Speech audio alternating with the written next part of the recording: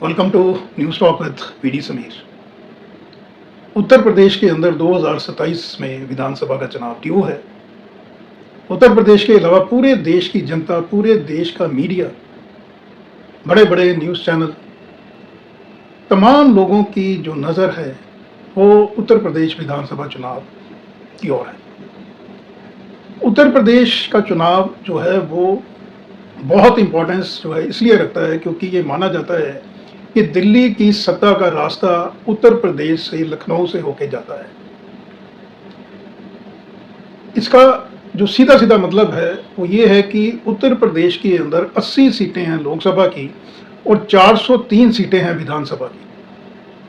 India के अंदर कोई भी इस तरह की स्टेट नहीं है जहां पे लोकसभा की 80 और विधानसभा की 403 सीटें हों। तो आप समझ सकते हैं कि लोकसभा की 80 सीटें, विधानसभा की 403 सीटों का भारत की राजनीति के अंदर राष्ट्रीय स्तर पे कितना ज़्यादा महत्व है। तो उत्तर प्रदेश की चर्चा करेंगे और उत्तर प्रदेश में अगर आज चुनाव होते हैं तो किस पॉलिटिकल पार्टी, किस गठबंधन को कितनी सीटें मिलेंगी, ये विस्तार में आज चर्चा करते हैं। पहले शुरुआत करते हैं बसपा बहुजन समाज पार्टी से। 2022 का जो चुनाव हुआ उत्तर प्रदेश में विधानसभा का और जो 2024 का लोकसभा का चुनाव हुआ, बसपा बहन मायावती ने कहीं ना कहीं दोनों इलेक्शंस में दूरी बना के रखी, यानी उतना जोर नहीं लगाया इन चुनावों में जितना बसपा को लगाना चाहिए था। लेकिन अभी बहन मायावती, बसपा का टॉप ब्रास, जिस तरह से पिछले लगभग 1 साल से मेहनत कर रहा है, 24/7 बसपा का काडर जो पूरा मोटिवेट होकर काम कर रहा है, उत्तर प्रदेश में बिल्कुल सिनेरियो बदलने वाला है 2027 का जो विधानसभा चुनाव होने वाला है। जो 2022 का सिनेरियो था, आप मान के चलिए उत्तर प्रदेश के अंदर वो गणित पूरी तरह से बदलने वाला है। स्पेशली जो पूर्वांचल है, पूर्वांचल की 50 से 75, 50 से 75 सीटों पे एक निर्णायक बढ़त बना ली है बसपा ने। और जिस तरह से बहुजन समाज पार्टी उत्तर प्रदेश के अंदर मार्च हेड कर रही है, यानी बाकी तमाम पॉलिटिकल दलों को जिस तरह से बसपा चैलेंज दे रही है और बसपा दौड़ में फिलहाल सबसे आगे है, उसका सबसे बड़ा रीज़न है पूर्वांचल में बसपा को बहुत बड़ी निर्णायक जो है वो बढ़त मिलती हुई दिखाई दे रही है। डिटेल में चर्चा करते हैं उत्तर प्रदेश की। जैसे मैंने बताया 403 सीटें हैं विधानसभा की, तो उसके अंदर 202 सीट जो पार्टी या गठबंधन वो लेके आता है, वो सत्ता में काबिज होगा उत्तर प्रदेश के अंदर। तो उत्तर प्रदेश के अंदर इस बार मुख्यतः 4 कोणीय मुकाबला होने वाला है। इसके पहले 4 कोणीय इतना टाइट कंटेस्ट उत्तर प्रदेश में हमको बहुत कम देखने को मिला। तो एक तरफ बहुजन समाज पार्टी, भारतीय जनता पार्टी और गठबंधन के बहुत ज़्यादा चांसेस हैं बिटवीन सपा और कांग्रेस। और चौथा जो एंट्री हुई है वो हुई है AIMIM की, ओवैसीउद्दीन ओवैसी साहब की। और कम से कम 40 से 50 विधानसभा की इस तरह की सीट्स हैं मुस्लिम डोमिनेटेड, मैं डिटेल में बताऊंगा, जहां पे बहुत बड़ा सरदर्द बनने वाले हैं ओवैसी, सपा और कांग्रेस दोनों के लिए। तो शुरुआत करते हैं, पहले अंकगणित समझते हैं पॉपुलेशन सेगमेंट वाइज। तो उत्तर प्रदेश के अंदर जो ओबीसी समाज है उसकी टेंटेटिव एस्टिमेटेड जो रेशो है वो है अराउंड 45%। एस्टिमेटेड, एग्जैक्ट फिगर तो नोबडी नोज, लेकिन ऐसा माना जाता है कि 45% के आसपास ओबीसी हैं, ओबीसी जो जातियां हैं। एससी समाज की पॉपुलेशन लगभग 21% के आसपास है, मुस्लिम 20% के आसपास हैं और जनरल कैटेगरी जो है वो लगभग 15-16% जो है स्वर्ण समाज, वो है उत्तर प्रदेश के अंदर। उत्तर प्रदेश के अंदर स्वर्ण समाज में जो ब्राह्मण समाज है उसकी पॉपुलेशन तो कम है, डबल डिजिट से कम है, नीचे है, लेकिन वो ब्राह्मण समाज उत्तर प्रदेश की पॉलिटिक्स को बहुत ज़्यादा इन्फ्लुएंस करता है। तो ये अंगणित है। अभी बसपा में जो नज़र गड़ाई हुई है, बसपा वैसे तो सोशल इंजीनियरिंग का फार्मूला जो बहन जी ने 2007 में अपनाया था, सोशल इंजीनियरिंग का फार्मूला लेके ही बहुजन समाज पार्टी आगे बढ़ रही है। लेकिन हर पॉलिटिकल पार्टी का एक कोर वोटर होता है, तो बसपा का वोटर है उत्तर प्रदेश का एससी समाज, जिसकी संख्या है 21%। इसके अंदर जो, जैसे मैंने आपको बताया, ओबीसी 45% है, तो ओबीसी में जो नॉन यादव जो जातियां हैं वो हैं लगभग उसकी परसेंटेज 25%। तो ये जो 25% नॉन यादव्स हैं, इसके ऊपर भी बसपा की नज़र है, अलॉन्ग विद मुस्लिम्स और जो ब्राह्मण है अबाउट 5%। तो बसपा जो नज़र गड़ाए हुए है वो 25% के आसपास ओबीसी समाज, 21% के आसपास एससी समाज, मुस्लिम में 20% समाज और ब्राह्मण में जो 5% का अंकगणित जो एक बहुत इंपॉर्टेंस रखता है बसपा के लिए सोशल इंजीनियरिंग के माध्यम से, इसके ऊपर बहुजन समाज पार्टी जो है वो कॉन्सेंट्रेट कर रही है। तो अब चर्चा को ओपन करते हैं। सबसे पहले पूर्वांचल ही लेते हैं। पूर्वांचल के अंदर लगभग बसपा को 35 से 40 सीटों का सीधा सीधा फायदा हो रहा है। ये सेगमेंट्स हैं वाराणसी, गोरखपुर, आजमगढ़, मिर्जापुर, फैजाबाद, बस्ती और प्रयागराज। टोटल सीटें 100 के आसपास हैं। और अगर ओवरऑल हेलीकॉप्टर अगर व्यू लेते हैं तो लगभग 70% सेगमेंट बसपा के फेवर में जाता हुआ दिखाई दे रहा है पूर्वांचल के अंदर। ये एक बहुत बड़ी चिंता का विषय भारतीय जनता पार्टी, क्योंकि भारतीय जनता पार्टी का भी ये गढ़ है। उसके अलावा सपा और बसपा की नींद उड़ाई हुई है। जो पूर्वांचल का वोटर इस बार मन बना रहा है, एक मुश्त वोट करने का मन बना रहा है in favour of Bahujan Samaj party. तो ये एक बहुत बड़ी चिंता का विषय, ऑपोजिशन के लिए बहुत बड़ी खुशखबरी ये है बहुजन समाज पार्टी के लिए। अब थोड़ा सा आगे बढ़ते हैं। जैसे मैंने आपको बताया कि मुस्लिम पॉपुलेशन 20% है और मुस्लिम वोटर ने 2024 का लोकसभा चुनाव आप ले लीजिए या 2022 का विधानसभा का आप चुनाव ले लीजिए, तो मुस्लिम समाज ने एक मुश्त होकर वोट किया था सपा कांग्रेस अलायंस को। लेकिन इस बार जो स्थिति है वो बिल्कुल अलग है, क्योंकि बसपा बहन मायावती मैदान में पूरी जोर से उतरी हुई हैं और कहीं ना कहीं मिनॉरिटी जो है वो सॉफ्ट अप्रोच रखती है टुवर्ड्स बसपा। और ये भी एक चिंता का विषय है बहुत ज़्यादा सपा और कांग्रेस अलायंस के लिए। मैं आपको बताना चाहूँगा कि रामपुर, मुरादाबाद, बिजनौर, सहारनपुर, इसके अलावा मुजफ्फरनगर, अमरोहा और लखनऊ के सराउंडिंग तकरीबन 15 से 20 इस तरह के सेगमेंट, यानी टोटल जो सेगमेंट हैं ये 60 से 70 इस तरह के हैं जहां पे बसपा को बहुत बेनिफिट होगा और सपा कांग्रेस को नुकसान होगा, क्योंकि इन्हीं सेगमेंट्स के अंदर AIMIM अब्दुद्दीन ओवैसी साहब सपा का वोट और कांग्रेस का वोट बहुत मात्रा में काटेंगे। और इसीलिए बार बार सपा कांग्रेस जो है वो ओवैसी को भारतीय जनता पार्टी की बी टीम कह रही है, क्योंकि यहाँ पे सपा और कांग्रेस को 20-25 सीटों का सीधा सीधा नुकसान हो रहा है और ये बहुत बड़ा नुकसान है। इस बेल्ट के अंदर भी कम से कम 8 से 10 सीटों का फायदा बसपा को होने वाला है और इसी बेल्ट में से 8 से 10 सीटें AIMIM भी ले सकती है, क्योंकि मुस्लिम समाज कहीं ना कहीं ठगा हुआ महसूस कर रहा है सपा और कांग्रेस से। क्योंकि सपा और कांग्रेस दोनों का अगर हम हिस्ट्री भी देखें तो इन्होंने मुस्लिम समाज को कहीं ना कहीं बरगलाया है, ठगा है वोट लेने के मामले में। और जब उनको रिप्रेजेंटेशन देने की बात आती है, प्लम पोस्ट देने की बात आती है, तो मुस्लिम समाज को इग्नोर किया जाता है कांग्रेस और सपा के द्वारा। ये की पॉइंट रहेगा और बसपा के फेवर में ये बहुत बढ़िया जो है वो सिनेरियो बन रहा है। इसके अलावा सपा की जो कोर वोट बैंक है, भारतीय जनता पार्टी की बात बाद में करेंगे। फिलहाल जो नुकसान हो रहा है उत्तर प्रदेश के अंदर, वो सबसे ज्यादा नुकसान हो रहा है सपा कांग्रेस के गठबंधन को। एक तो मैंने आपको बताया ओवैसी की एंट्री से नुकसान हो रहा है और पूर्वांचल में नुकसान हो रहा है, लेकिन सबसे बड़ी जो खतरे की घंटी सपा के लिए स्पेशली है, क्योंकि 2024 में लोकसभा चुनाव में सपा ने शानदार प्रदर्शन किया था। रीजन ये था कि एससी समाज, क्योंकि बसपा ने दूरी बनाई हुई थी बहन मायावती ने चुनाव से कहीं ना कहीं, तो आरक्षण के मुद्दे को लेके, संविधान के अंदर बदलाव को लेके सपा और कांग्रेस का नैरेटिव है वो काम कर गया और एससी समाज और जो नॉन यादव ओबीसी जातियां हैं जो कहीं ना कहीं बसपा और बीजेपी के लिए वोट करती हैं, वो सारा का सारा वोट बैंक शिफ्ट हो गया था टुवर्ड्स सपा कांग्रेस का जो अलायंस हुआ था। अब सिनेरियो वो बदल रहा है। तो सपा का जो स्ट्रॉन्ग होल्ड है वो मैं आपको बताना चाहूँगा मैनपुरी, आजमगढ़, कन्नौज, इटावा, यानी सेंट्रल यूपी और कुछ हिस्सा जो है ईस्टर्न यूपी का है। ये भी अंकगणित लगभग 125 सीटों के आसपास बैठता है और यहाँ पे सपा को बहुत नुकसान हो रहा है। कांग्रेस को जो नुकसान हो रहा है वो मैं आपको बताना चाहूँगा कि कांग्रेस का जो स्ट्रॉन्ग होल्ड है रायबरेली, अमेठी, बाराबंकी, सहारनपुर, अमरोहा, सीतापुर, इलाहाबाद, 70 से 75 कॉन्स्टिट्यूंसीज हैं जहाँ पे नज़र गड़ाई हुई है कांग्रेस ने। और कांग्रेस को भी ये उम्मीद है कि कहीं ना कहीं उनको एससी समाज का और ओबीसी समाज का सपोर्ट मिलेगा अलॉन्ग विद स्वर्ण समाज, जो 2024 का सिनेरियो लोकसभा में था। लेकिन ये सिनेरियो बिल्कुल चेंज हो गया है जिस तरह से बहन मायावती अभी मैदान में है।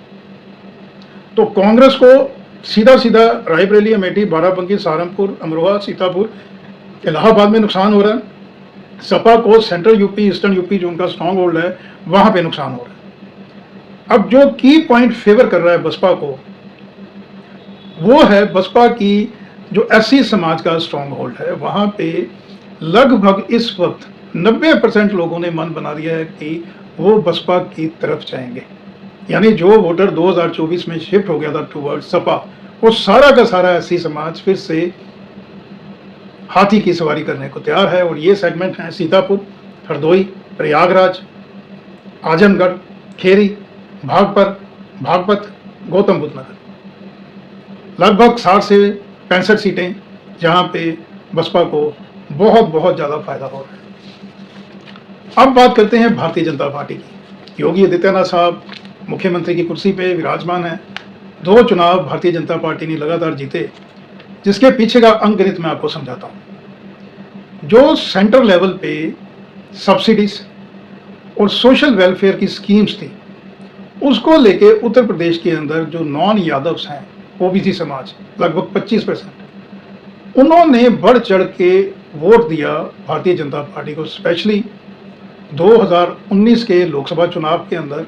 और जो लास्ट जो विधानसभा के 2 चुनाव हुए हैं, स्पेशली जो 2022 का चुनाव हुआ है, ओबीसी समाज ने बढ़ चढ़ के वोटिंग किया भारतीय जनता पार्टी के लिए। सोशल वेलफेयर की स्कीम्स को लेके एससी समाज का वोटर भी इन्फ्लुएंस हुआ कहीं ना कहीं भारतीय जनता पार्टी के पक्ष में। स्वर्ण समाज 15%, वो तो भारतीय जनता पार्टी के पास से आई। लेकिन भारतीय जनता पार्टी का जो सबसे बड़ा एसेट, एक तो स्वर्ण समाज, इसके क्योंकि मिनॉरिटी मुस्लिम समाज का वोट 20% नहीं मिलेगा, यानी गेम रहेगी 80% की। 80% में से 15% स्वर्ण समाज जो है वो कहीं ना कहीं इंटैक्ट रहा पिछले 2 विधानसभा चुनाव में भारतीय जनता पार्टी के साथ। और ओबीसी समाज बहुत बड़ी संख्या में इन्फ्लुएंस उनको किया भारतीय जनता पार्टी ने, और 5 से 7% एससी समाज भी इन्फ्लुएंस हुआ टुवर्ड्स भारतीय जनता पार्टी। अब भारतीय जनता पार्टी से कहीं ना कहीं स्वर्ण समाज भी नाराज चल रहा है, स्पेशली ब्राह्मण समाज। और ब्राह्मण समाज, जैसे मैंने आपको पहले बताया कि रेशो कम है, लेकिन इन्फ्लुएंस जो है वो लगभग 50 से 60 विधानसभा की सीटों के ऊपर ब्राह्मण समाज का है।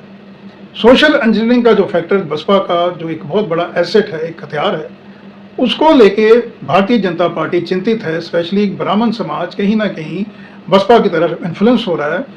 इसकी वजह से भारतीय जनता पार्टी का जो स्ट्रॉन्ग होल्ड है, प्रतापगढ़, सुल्तानपुर, गोरखपुर, जौनपुर, लखनऊ, गाजियाबाद, नेवड़ा, ये जो बेल्ट है ये भी तकरीबन 50 से 60 विधानसभा की सीटें हैं जो अपर कास्ट डोमिनेटेड हैं। यहाँ पे भी बहुजन समाज पार्टी ने कहीं ना कहीं सेंधमारी की है, और भारतीय जनता पार्टी की नींद भी बसपा ने कहीं ना कहीं उड़ाई हुई है। यानी भारतीय जनता पार्टी जो पिछले 2 विधानसभा चुनाव से सत्ता में काबिज है, उनका सिंहासन भी अभी थोड़ा सा डोल रहा है। और सबसे बड़ी अंडरलाइन करने वाली बात है कि गुटबंदी जो है वो बड़े स्तर पे भारतीय जनता पार्टी यूपी यूनिट के अंदर भी है। हालांकि ये जो गुटबंदी है ये पर्दे के पीछे है, क्योंकि भारतीय जो जनता पार्टी का टॉप ब्रास है वो कभी ये नहीं चाहेगा कि गुटबंदी जो है वो मीडिया के सामने आए। लेकिन भारतीय जनता पार्टी की जो इकाई है स्टेट यूनिट, और भारतीय जनता पार्टी की हाई कमान के कुछ लोग इस तरह के हैं जो कहीं ना कहीं योगी आदित्यनाथ का कद काम करने के लिए लगातार प्रयास कर रहे हैं। उनकी कोशिश ये है कि भारतीय जनता पार्टी की सीटें कुछ कम हो, सरकार भारतीय जनता पार्टी की रहे, सीटें कम हो, जिससे योगी आदित्यनाथ का जो कद है, पॉलिटिकल जो कद है उनका, भारतीय जनता पार्टी में तीसरे नंबर पे उनको भी समझा जाता है पॉपुलैरिटी ग्राफ के हिसाब से। प्रधानमंत्री साहब, होम मिनिस्टर साहब के बाद योगी आदित्यनाथ का नंबर आता है, और आफ्टर नरेंद्र मोदी जी प्रधानमंत्री की रेस में अमित शाह को बहुत बड़ी फाइट दे रहे हैं योगी आदित्यनाथ। तो मेरा इशारा किस तरफ है ये समझने वाले लोग समझ रहे हैं, और ये चिंता का विषय है भारतीय जनता पार्टी के लिए उत्तर प्रदेश के अंदर। की सिनेरियो मैंने आपको बता दिया कि जिस तरफ ओबीसी समाज और एससी समाज जाएगा, मुस्लिम जो समाज है उसके अंदर डिवीजन ऑफ वोट्स को डेफिनेटली होगा, कुछ वोट परसेंट, क्योंकि पहले एक मुझ सपा को जाता था, अब सपा के अलावा 2 प्लेयर उत्तर प्रदेश में हैं, बसपा और AIMIM। ये लगभग 40 से 50 सीटों पे जो है वो वोट का डिवीजन डेफिनेटली होगा उत्तर प्रदेश के अंदर मुस्लिम समाज में। सपा कांग्रेस के लिए बहुत बड़ी खतरे की घंटी ये बनेगी। दूसरा, जो नॉन यादव OBC जातियां हैं लगभग 20-25% के आसपास, इनके पास अभी की है अलॉन्ग विद SC वोटर्स। तो जिस तरफ इनका झुकाव होगा वो डेफिनेटली पॉलिटिकल पार्टी उसी का चीफ मिनिस्टर बनने वाला है उत्तर प्रदेश में 2027 में। कुछ कॉन्स्टिट्यूएंसीज इस तरह की हैं जहां पे भारतीय जनता पार्टी बहुत जोर लगा रही है। जिस तरह से हरियाणा के अंदर साइलेंट तरीके से काम किया था बीजेपी ने, उस तरह से काम करने की कोशिश की जा रही है। मैं वो कॉन्स्टिट्यूएंसीज आपको बताता हूँ। SC डोमिनेटेड कॉन्स्टिट्यूएंसीज हैं ये। इसमें गौतम बुद्ध नगर है, प्रयागराज के आसपास का सेगमेंट है, सीतापुर, रायबरेली और इसके अलावा हरदोई। यहाँ पे बहुजन समाज पार्टी को बहुत ज़्यादा कॉन्सेंट्रेट और बहुत ज़्यादा सतर्क रहने की ज़रूरत है, क्योंकि ये कोर वोट बैंक है, स्ट्रॉन्ग होल्ड है बसपा का। और यहाँ पे भारतीय जनता पार्टी हरियाणा की तर्ज पे अंडरग्राउंड काम कर रही है। RSS बिल्कुल भारतीय जनता पार्टी के साथ इन सेगमेंट्स के अंदर काम कर रहा है, और ये 40 से 50 इस तरह के सेगमेंट हैं। जो इस सेगमेंट में लीड लेगा उसी का चीफ मिनिस्टर बनेगा, क्योंकि बाकी सेगमेंट में डिवीजन होगा वोट्स का बिटवीन बसपा, भारतीय जनता पार्टी, सपा। लेकिन ये कॉन्स्टिट्यूएंसीज इस तरह की हैं जहां पे क्लियर कट एज बसपा को है, और भारतीय जनता पार्टी इन कॉन्स्टिट्यूएंसीज के अंदर बहुत काम कर रही है। तो बहुत सावधानी रखनी पड़ेगी बसपा को, बहन मायावती जी को, और कोर टीम जो है बसपा की। बसपा का जो एक नेगेटिव पॉइंट था कि बूथ लेवल पे बसपा का कार्यकर्ता उतना एक्टिव नहीं था जितना भारतीय जनता पार्टी है, स्पेशली उत्तर प्रदेश के अंदर। तो ये कमी भी, ये जो ड्रॉबैक है, इसको भी फिल किया है बसपा ने। बसपा का काडर अब बिल्कुल ग्राउंड लेवल पे, बूथ लेवल पे काम कर रहा है भारतीय जनता पार्टी की तरह, और भारतीय जनता पार्टी को कहीं ना कहीं ये बहुत बड़ी चिंता का विषय बन रहा है उत्तर प्रदेश के अंदर। तो उत्तर प्रदेश के अंदर मैंने आपको टोटल सिनेरियो पूरा अंकगणित समझा दिया है कि किस तरह से की पॉइंट नॉन यादव OBC और SC समाज जिस तरफ ये जाएगा उसी तरफ जो है वो सत्ता की लहर, सत्ता की चाबी उसी पॉलिटिकल पार्टी के पास होगी। लेकिन ये श्योर शॉट है कि बसपा, जिसको सभी ने नज़रअंदाज कर दिया था 2024 के विधानसभा चुनाव के बाद, जब बसपा का खाता नहीं खुला था, तो सभी ने, बड़े बड़े पॉलिटिकल पंडित्स ने, सोफोलॉजिस्ट ने, एनालिसिस्ट ने, ये बसपा को बिल्कुल खारिज कर दिया था, स्पेशली उत्तर प्रदेश की राजनीति से। लेकिन जिस तरह से बसपा ने प्रोएक्टिव तरीके से काम किया है, मुझे लगता है बसपा कैंडिडेट्स का अनाउंसमेंट भी 3-4 महीने पहले ही कर देगी। लिस्ट तो हो सकता है 1-2 माह में ही फाइनल हो जाए, लेकिन जो आखिरी लास्ट लिस्ट है वो भी 2-3 महीने में हमको सामने देखने को मिलेगी। यानी बसपा कहीं ना कहीं उत्तर प्रदेश के अंदर हर फ्रंट पे, चाहे कैंडिडेट्स का सिलेक्शन है, उनकी फाइनल अनाउंसमेंट है, block, tehsil level, district level, state level पे अपने कार्यकर्ताओं को मोटिवेट करना, रैलियां करना, जो कभी जिसमें अव्वल नंबर पे भारतीय जनता पार्टी रहा करती थी, अभी भारतीय जनता पार्टी को कहीं ना कहीं पीछे छोड़ दिया है बसपा ने। कम से कम उत्तर प्रदेश में ये सिनेरियो दिख रहा है। और जो लखनऊ में बहन जी ने रैली की थी, जिसमें ये माना जाता है कि 4-5 लोग उस रैली स्तर पे पहुंचे थे, और इतने ही लोग उस रैली स्तर में नहीं पहुंच पाए क्योंकि रास्ते ब्लॉक हो गए थे। तो लगभग 10 से 12 लाख लोग रैली पे एक पुकार पे बहन जी के इकट्ठा हुए थे, और ये खरीदी हुई भीड़ नहीं थी। सबसे बड़ी बात यह है कि बसपा के कार्यकर्ता को, बसपा के वोटर को आप खरीद नहीं सकते हो, वो बिल्कुल लॉयल वोटर होता है, ना ही बसपा के लीडर को तोड़ा जा सकता है। तो ये तमाम चीज़ें बसपा के लिए बहुत काम कर रही हैं। नैरेटिव जो है उत्तर प्रदेश का वो बिल्कुल ही बदल गया है। तो अब लास्ट में जिस चीज़ की आप वेट कर रहे हैं कि आज अगर विधानसभा का चुनाव होता है तो 403 सीटें विधानसभा की, उसका अंकगणित क्या रहेगा। फिलहाल कोई भी पॉलिटिकल पार्टी या गठबंधन उत्तर प्रदेश के अंदर ऐसा नहीं है जो 202 का जुदाई, जो जादू का आंकड़ा है, वो प्राप्त करे। लेकिन सिंगल लार्जेस्ट पार्टी के रूप में Bahujan Samaj party number 1 party बन सकती है उत्तर प्रदेश के अंदर। बहन जी की मेहनत, डेडिकेशन, बसपा की टॉप लीडरशिप की मेहनत, डेडिकेशन, बसपा के कार्यकर्ता का बूथ लेवल पे काम करना, और above all coordination between all big guns, जो बड़े नेता हैं बसपा के उत्तर प्रदेश के अंदर, उनके बीच कोऑर्डिनेशन बहुत बढ़िया है। बहन मायावती जी, भाई आकाश आनंद, डॉक्टर इंदु चौधरी, राम जी गौतम, तो तमाम जो बड़े नेतागण हैं उनके बीच कोऑर्डिनेशन जो है वो बेहतरीन है उत्तर प्रदेश के अंदर। इसी वजह से बसपा को अगर आज चुनाव होते हैं तो 170 से 180 सीटें बसपा को मिल सकती हैं। हालांकि मेजॉरिटी मार्क्स से ये नीचे है, लेकिन बसपा के फेवर में सबसे बड़ी बात रहने वाली है कि ओवैसी साहब जो AIMIM के हैं कट्टा धरता, वो बड़ा जोर से काम शुरू कर दिया उन्होंने उत्तर प्रदेश चुनाव में। और ओवैसी साहब 10-15 सीटें डेफिनेटली विधानसभा चुनाव में निकाल सकते हैं उत्तर प्रदेश के अंदर। और अगर ये सिनेरियो रहता है तो कुछ इंडिपेंडेंट होंगे तो बहुत आसानी से, क्योंकि ओवैसी कभी भी सपा कांग्रेस को समर्थन नहीं देंगे और ना ही भारतीय जनता पार्टी को।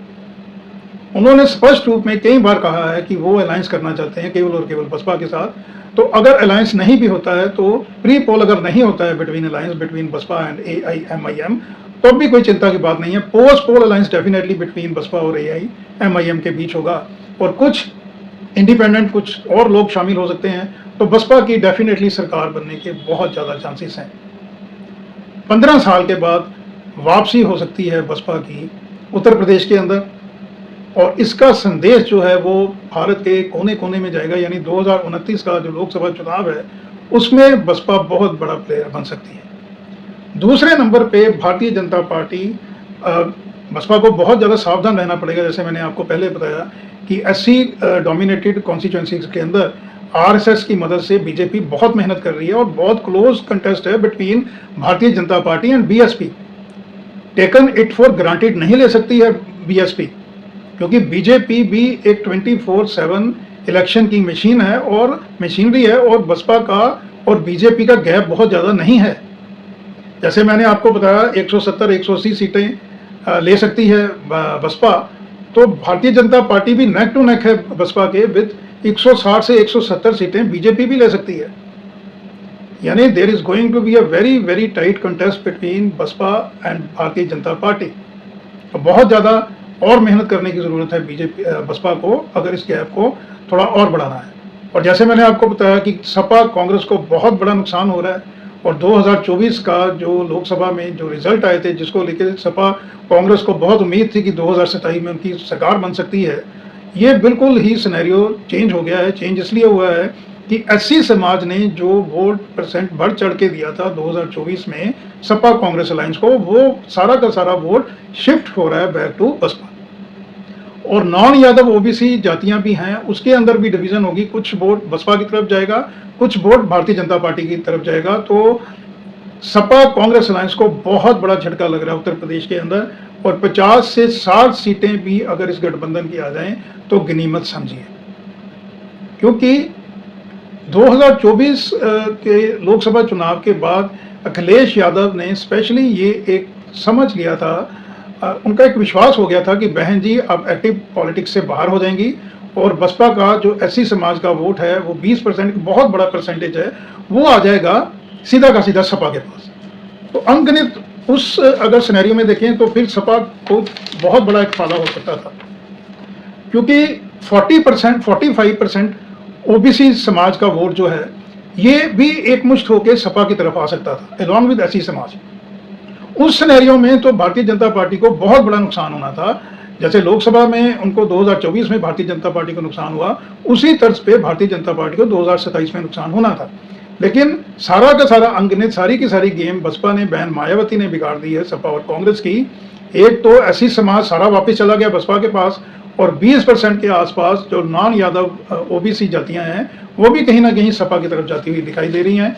और तीसरा झटका सपा कांग्रेस को लग रहा है, जो एंट्री हुई है AIMIM की, उसके अंदर जो मुस्लिम समाज है जिसकी 20% रेशो है, एकमुश्त होकर ही वोट किया था इन्होंने पिछले चुनावों में सपा कांग्रेस को। इसके अंदर डिवीजन होगा, और अगर ये डिवीजन 10% के आसपास हो जाता है तो फिर डेफिनेटली उत्तर प्रदेश के अंदर 2027 में बसपा की पूर्ण बहुमत की सरकार बन सकती है। तो आज के एपिसोड में इतना ही, फिर किसी और मुद्दे को लेकर आपके समक्ष हाजिर होऊंगा। तब तक के लिए नमस्कार, थैंक यू, धन्यवाद।